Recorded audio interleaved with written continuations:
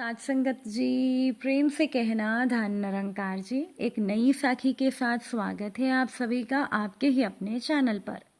आज की साखी का विषय है कि ईश्वर को सब में और सब में ईश्वर को देखना ही सच्चा ज्ञान है। चलिए सुनते हैं आज की ये साखी। साथ संगत जी, उस दिन रमा सुबह सवेरे 6 बजे अपने शहर से दूसरे शहर जाने के लिए निकली। वो रेलवे स्टेशन पहुंची, पर देरी से पहुंचने के कारण रमा की ट्रेन निकल चुकी थी और रमा के पास 10 बजे की ट्रेन के अलावा और कोई चारा नहीं था। रमा ने सोचा कि कहीं नाश्ता कर लिया जाए। उसे बहुत ज़ोरों की भूख लगी थी और वो एक होटल की तरफ जा रही थी। अचानक से रमा की नज़र रास्ते में फुटपाथ पर बैठे हुए 2 बच्चों पर पड़ी। दोनों लगभग 10-12 साल के होंगे। उन बच्चों की हालत बहुत ख़राब हो चुकी थी। कमज़ोरी की वजह से उनके अस्थि पिंजर दिखाई दे रहे थे और वो बच्चे भूखे लग रही थी। छोटा बच्चा बड़े को खाने के बारे में कह रहा था और बड़ा बच्चा उसे चुप कराने की कोशिश कर रहा था। अचानक से रमा रुक गई। दौड़ती भागती जिंदगी में पैर ठहर से गए। बच्चों को देखकर रमा का मन तो भर आया। रमा ने सोचा कि इन बच्चों को कुछ पैसे दे दिए जाएं, तो इसीलिए रमा ने आगे बढ़कर उन बच्चों को 5 रुपए दे दिए। आगे जाकर रमा के मन में तुरंत एक विचार आया कि कितनी कंजूस हूं मैं। 5 रुपए में बच्चे क्या खाएंगे, चाय भी नहीं मिलेगी। उसे खुद पर शर्म आई और रमा वापस लौटी। रमा ने बच्चों को कहा, कुछ खाओगे? वो बच्चे थोड़े असमंजस में पड़े। रमा ने कहा, बेटा मैं नाश्ता करने जा रही हूँ, तुम भी कर लो। वो दोनों बच्चे भूखे थे, इसी वजह से वो तुरंत तैयार हो गए। उनके कपड़े गंदे होने के कारण होटल वाले ने उनको डांट दिया और वो बच्चों को वहां से भगाने लगा। रमा ने कहा, भाई साहब इन्हें जो खाना है खाने दो, खाने के पैसे मैं दे दूंगी। होटल वाले ने हैरानी से रमा की ओर देखा। उसकी आंखों में उसके बर्ताव के लिए शर्म साफ दिखाई दे रही थी। उन बच्चों ने नाश्ता, मिठाई और लस्सी मांगी। सेल्फ सर्विस के कारण रमा ने नाश्ता बच्चों को लेकर दिया। बच्चे जब खाने लगे तो उनके चेहरे की खुशी देखने वाली थी। रमा ने बच्चों को कहा, बेटा आप जो रुपए मैंने तुम्हें दिए हैं उनमें से 1 रुपए का शैम्पू लेकर हैंडपंप के पास नहा लेना और फिर दोपहर शाम का खाना पास के मंदिर में चल रहे भंडारे में खा लेना। और रमा नाश्ते के पैसे देकर फिर अपनी दौड़ती हुई दिनचर्या की ओर निकल गई। वहां आसपास के लोग बड़े सम्मान के साथ रमा को देख रहे थे। होटल वाले के शब्द आदर में परिवर्तित हो चुके थे। रमा स्टेशन की ओर निकली। उसका मन थोड़ा भारी लग रहा था। उन बच्चों के बारे में सोचकर रमा का मन दुखी हो रहा था। रास्ते में मंदिर आया। रमा ने मंदिर की ओर देखा और कहा, हे भगवान आप कहाँ हो? इन बच्चों की ये हालत, ये भूख देखकर आप कैसे चुप बैठे रह सकते हो? लेकिन अगले ही पल रमा के खुद के मन से आवाज़ आई कि बेटा अभी तक जो उन बच्चों को नाश्ता दे रहा था वो कौन था? क्या तुम्हें लगता है कि तुमने वो सब अपनी सोच से किया? रमा स्तब्ध रह गई। उसके सारे प्रश्न समाप्त हो गए। रमा को ऐसा लगा जैसे उसने भगवान से बात की हो।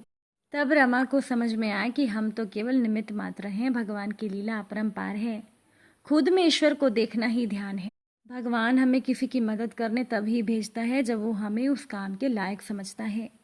किसी की मदद को मना करना वैसा ही है जैसे भगवान के काम को मना करना। दूसरों में ईश्वर को देखना प्रेम है। ईश्वर को सब में और सब में ईश्वर को देखना ही सच्चा ज्ञान है। साथ संगत जी, सर्दियों की एक रात में एक अमीर आदमी अपने घर के बाहर रोड किनारे एक बूढ़े गरीब आदमी से मिला। उसने ताज्जुब से उसको पूछा, क्या तुम्हें सर्दियों की रात में ठंड महसूस नहीं हो रही? और तुमने तो कोई भी गर्म कपड़ा भी नहीं पहना है। उस बूढ़े गरीब आदमी ने जवाब दिया कि मेरे पास इस टाट के अलावा कोई गर्म कपड़ा नहीं है, लेकिन मुझ में ठंड सहन करने की सहन शक्ति है। अमीर आदमी ने जवाब दिया, रुको मैं अपने घर से तुम्हारे लिए गर्म कंबल लाता हूँ। वो बूढ़ा गरीब खुश हो गया और कहने लगा कि वो इंतज़ार करेगा। अमीर आदमी अपने घर में गया और अपने परिवार के साथ इतना व्यस्त हो गया कि वो उस गरीब बूढ़े आदमी को भूल ही गया। सुबह जब वो अमीर आदमी सैर पर निकला तो उसे उस गरीब बूढ़े आदमी की याद आई, तो वो उसे ढूंढने लगा। तो उस अमीर आदमी ने देखा कि रात को ज़्यादा ठंड के कारण वो बूढ़ा आदमी एक पेड़ की टेक लगाए अकड़ कर मर गया था। लेकिन उसने मरते मरते कागज के टुकड़े पर कोयले से लिख दिया था कि जब मेरे पास कोई गर्म कपड़े नहीं थे तो मेरे पास ठंड से लड़ने की मानसिक शक्ति थी। लेकिन एक अमीर आदमी ने मेरी मदद करने का वादा किया तो मैं उसके वादे से जुड़ गया और इसने मेरी मानसिक शक्ति को ख़त्म कर दिया। साथ संगत जी, अगर आप किसी की मदद नहीं कर सकते, अगर आप अपना वादा नहीं निभा सकते तो कुछ भी वादा ना करें। यह आपके लिए ज़रूरी नहीं भी हो सकता है, लेकिन ये किसी और के लिए सब कुछ हो सकता है। एक फ़कीर ने अमीर आदमी से पूछा, अगर मुझे तुम्हारे घर में मौत आ जाए तो तुम मेरे साथ क्या सलूक करोगे? अमीर आदमी बोला कि मैं तुम्हें कफन देकर दफना दूंगा। फ़कीर बोला, अभी मैं ज़िंदा हूँ, ठंड का मौसम है, मुझे पहनने के लिए कपड़े दे दो, जब मैं मर जाऊं तो मुझे बगैर कफन के दफना देना। साथ संगत जी, बहुत से लोगों की दास्तान है कि जब तक हम जिंदा हैं एक दूसरे की कदर नहीं करते, ना मदद करते हैं, लेकिन मरने के बाद उसके लिए बहुत कुछ करते हैं। इसीलिए अगर किसी के लिए कुछ करना है तो उसके जीते जी करे। साथ संगत जी, जैसे ही आकाश ने मोहन को देखा तो वो उसका स्वागत करते हुए बोला, अरे मोहन भैया, आइए आइए। मोहन ने आकाश को देखकर कहा, क्या बात है आकाश भाई, नए कपड़े पहनकर कहीं जाने की तैयारी कर रहे हो? लगता है मैं गलत समय पर आ गया, फिर कभी आऊँगा। आकाश ने कहा, अरे नहीं, मैं तो बस मंदिर जा रहा था, वो नया टेंडर होने वाला है तो भगवान से प्रार्थना करने कि ये टेंडर मुझे मिल जाए। मोहन ने कहा, मंदिर? अरे तो चलो मैं भी साथ चलता हूँ। मोहन ने बाइक स्टार्ट की और आकाश पीछे बैठ गया। दोनों पास के मंदिर में भगवान के दर्शन करने पहुंचे। दोनों ने मंदिर में भगवान के दर्शन का सौभाग्य प्राप्त किया और बाहर निकल आए। मोहन जहां बाइक पार्किंग से लेने चला गया तो आकाश वहीं बाहर उसका इंतजार करने लगा। तभी एक बुजुर्ग व्यक्ति आकाश की ओर आते हुए बोला, बाबूजी, भगवान के नाम पर कुछ दे दीजिए, भगवान आपका भला करेंगे। उस बुजुर्ग व्यक्ति के कपड़े मैले कुचैले से थे। आकाश ने कहा, चल दूर हट। वो बुजुर्ग कहने लगा, बाबूजी मैं भूखा हूँ, मुझे कुछ दे दीजिए। आकाश ने कहा, जाकर कमा कर खाओ, आज आते हो मुंह उठाकर बेशरम कहीं के मांगने के लिए। ये देखकर मोहन ने बाइक स्टैंड पर खड़ी की और बुजुर्ग से पूछा, आप कुछ खाएंगे? भूख लगी है आपको बाबा? उस बुजुर्ग ने कहा, हाँ बेटा। मोहन तुरंत पास की दुकान से पूरी सब्जी लेकर आया और बुजुर्ग को देते हुए बोला, बाबा खा लो।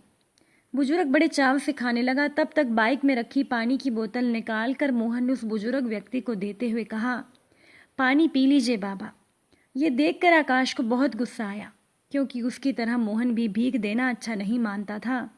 लेकिन आज, इससे पहले आकाश मोहन को कुछ कहता, मोहन ही उससे बोला, क्या यार आकाश, देखकर तो बोला कर, बुजुर्ग आदमी है, पता नहीं किस मजबूरी में, और अगर तुझे कुछ नहीं भी देना था तो कोई बात नहीं, मगर इतना डांटना तो नहीं था उसे।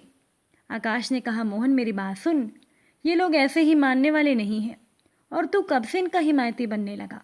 तू भी तो भीख देने के खिलाफ था ना? मोहन ने कहा, हाँ मैं भी किसी को भीख देने के खिलाफ रहता हूँ, मगर उन बुजुर्ग व्यक्ति ने पैसे नहीं भूख का हवाला देकर कहा कि वो भूखे हैं, और भूखे को खाना खिलाना भीख नहीं होती। मैं तो तुझे बस ये कह रहा था कि भाई, अगर तुझे उसे कुछ नहीं भी देना था तो उसको प्यार से मना कर देता। आकाश ने कहा, अच्छा उससे क्या हो जाता, और क्यों मना करता? प्यार से वो मुझसे मांग रहा था, समझा, कोई कर्जा नहीं ले रखा था। और ये तो होते ही बेशरम लोग हैं, एक बार दे दो तो मुंह उठाए चले आते हैं मांगने को। मोहन ने कहा, सही कहा मेरे भाई तूने, बेशरम लोग। मोहन ने कहा, अच्छा अब एक बार यही बात खुद पर लागू करके सोच कर देख। आकाश ने कहा, क्या मतलब? मोहन ने कहा, मतलब ये कि हम भी तो आए दिन भगवान से कुछ ना कुछ मांगते रहते हैं, और अगर भगवान भी इसी तरह से हमें डांटना शुरू कर दिया कि जा मेहनत कर, बेशरम कहीं का आ जाता है बार बार मांगने, तो फिर कैसा रहेगा? अब आकाश शर्मिंदगी से सर झुकाए खड़ा था। मोहन ने कहा, मेरे भाई मैं नहीं कहता कि तुम किसी को भीख दो, लेकिन किसी ज़रूरतमंद की मदद तो कर ही सकते हो ना, तो ज़रूर करो, और इसी का नाम तो दुनियादारी है। जैसे हमें उम्मीद होती है किसी से कि वो हमारे ये काम कर दे तो आसानी होगी, काम बन जाएगा, वैसे ही हम जैसे लोगों से भी कुछ लोग उम्मीद बांधे रखते हैं, तो उन ज़रूरतमंद लोगों की मदद करने में हिचकिचाहट कैसी? चल अब घर चले। कहते हुए मोहन ने बाइक स्टार्ट की और आकाश पीछे मुस्कुराकर बैठ गया। साथ संगत जी, आपको भी ज़िंदगी में कभी किसी की मदद करने का मौका मिले तो ज़रूर करें। अगर आज की ये साखी आपको अच्छी लगी हो, वीडियो को लाइक शेयर ज़रूर कीजिएगा। आप सभी से फिर मुलाकात होगी नई साखी और नए विचारों के साथ। साथ संगत जी, प्यार से कहना, धन निरंकार।